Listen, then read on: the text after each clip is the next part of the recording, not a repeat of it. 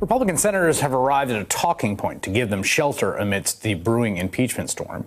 Since the Senate will likely hold a trial on the removal of the president, they are akin to jurors and so cannot comment. That is it. And they are all parroting it as if on cue. Senator James Rich of Idaho told the Washington Post, quote, "I'm a juror and I'm comfortable not speaking." He's probably a rural juror, come to think of it. Senator Lamar Alexander of Tennessee, same thing. "I'd be a juror, so I have no comment." And Senator Tim Scott of South Carolina said he does not need a strategy for impeachment because, quote, "I may be a juror someday." This line allows Senate Republicans not to have to undertake the ever more abasing ritual of the House Republicans, who are forced to either defend the president's conduct or whine at length about process. But with the impeachment resolution moving forward in the House, the juror line only buys senators time, not an out. Here to talk about this is Senator Chris Murphy, Democrat from Connecticut. He's been outspoken on the president's conduct and has long been one of the senators most invested in the U.S.-Ukraine relationship. Senator, let me start on that. One of the striking things about Lieutenant Colonel Vindman's testimony, according to reports in the opening statement, was his concern that should Ukraine accede to the coercion from the president, it would create a kind of backlash in domestic politics that would vitiate what had been longstanding bipartisan support for Ukraine. What do you think about that?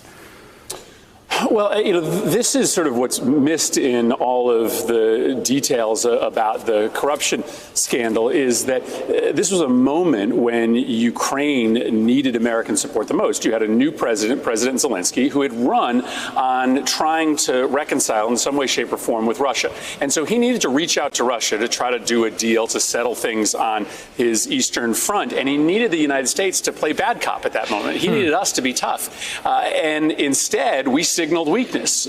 We had a president telling Zelensky to go work it out with Russia and suggesting that our relationship was all about American domestic politics. And so this was a moment when America had to be the toughest with Russia. We ended up throwing Zelensky to the wolves. He likely got an agreement with Russia that was much weaker than the one he could have gotten if America had been with him unconditionally. And we've signaled to everybody around the world now that if you get in bed with the United States, you might ultimately just be a pawn in our domestic politics. Lindsey Graham, your colleague in the U.S. Senate, had circulated a resolution essentially condemning the House procedure for investigating the president. It seems like that's fallen apart, didn't get the entire Republican caucus. Do you think that's now put to bed? What do you make of that effort? Well, I frankly think it was a signal of how weak Trump's support is in the Republican caucus in the Senate, that all he could get them to rally around was an objection to the process.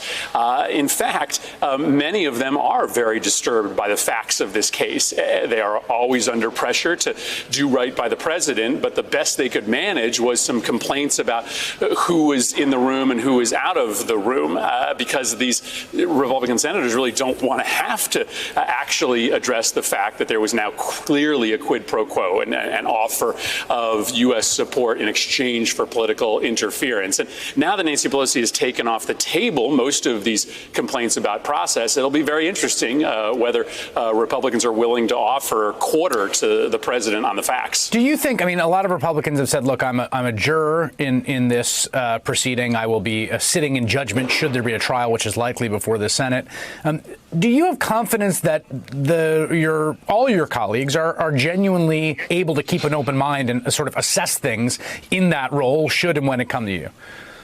I think it's probably half and half. I've spent a lot of time in the last couple of weeks talking to my Republican colleagues because I, really wanted to get that answer for myself. And there's a certain percentage of Republicans in the Senate who really are deep state conspiracy theorists, really do believe that Donald Trump is fighting a righteous battle against those that are trying to undermine him from within on behalf of the Bidens and Clintons. But there are probably another 25 Republican senators who are deeply disturbed at what's happened here. And, maybe in the end they don't pull the trigger on an impeachment vote, but don't want to signal right now that they condone or endorse this kind of behavior. I want to ask you about a few foreign policy topics in the news. One is news today that's really quite remarkable. The House just passed by a 400-vote margin about a resolution acknowledging the Armenian genocide that was undertaken by the Turks 100 years ago against the Armenian population there. It's a historic vote. It has been the subject of tremendous controversy and consternation because the academic consensus on this is crystal clear. There's there's really no doubt.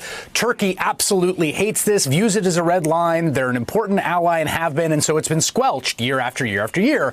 This happens now today, obviously, because the U.S. Congress is mad at the Turkish government. What do you think about it? Would you like to see something similar in the Senate? Well, I think you are right that this is historic fact. There has always been sufficient support in the House and the Senate to pass this resolution, naming this as a genocide, which it is. But the reason we haven't moved forward is because there were equities that administrations told us they were trying to balance with the Turks. And if we passed this, then the Turks ultimately wouldn't do what we asked on other fronts. Well, you really can't make that argument any longer. The Turks are moving fast and furiously towards Russia and Iran. They aren't listening to U.S. national security interests. And so there really isn't any reason any longer to deny reality, to deny history, and to deny some closure to the Armenians who know exactly what happened in that space years and years ago. Final question. After the death of al-Baghdadi in that raid in Idlib by American Special Forces with the aid of the Syrian, the SDF and the Kurds and the Iraqis as well, what do you see right now as the kind of hinge point for where the region goes in the wake of that, particularly since the Turkish militias have come in, Russia and Turkey have kind of cut a deal, the U.S. is going to guard the oil fields. What happens now? Well, I think the risk is always that we come under this belief that we can defeat terrorism with special operators and bombs and drones, right? In fact, we kill one and two more appear. This is a political movement first and foremost. And what I worry about is that the further destabilization in the short run of Syria and what's happening in Iraq today, as the central government is coming under serious protest, as ISIS is regrouping, may in the long run be a boon to ISIS. And so I think we are always at risk of thinking that there's a military solution to a terrorist group like ISIS. And if you don't build long-term stability in Baghdad, a place that we've emptied out of American diplomats under the Trump administration, then you're ultimately going to just have a very short-won victory here. And so we've got to reinvest in diplomacy, especially in Iraq right now. Trump is doing the absolute opposite. All right, Senator Chris Murphy, thank you so much for making time tonight. Thanks, Chris. Hey there, I'm Chris Hayes from MSNBC. Thanks for watching MSNBC on YouTube. If you want to keep up to date with the videos we're putting out, you can click subscribe just below me or click over on this list to see lots of other great videos.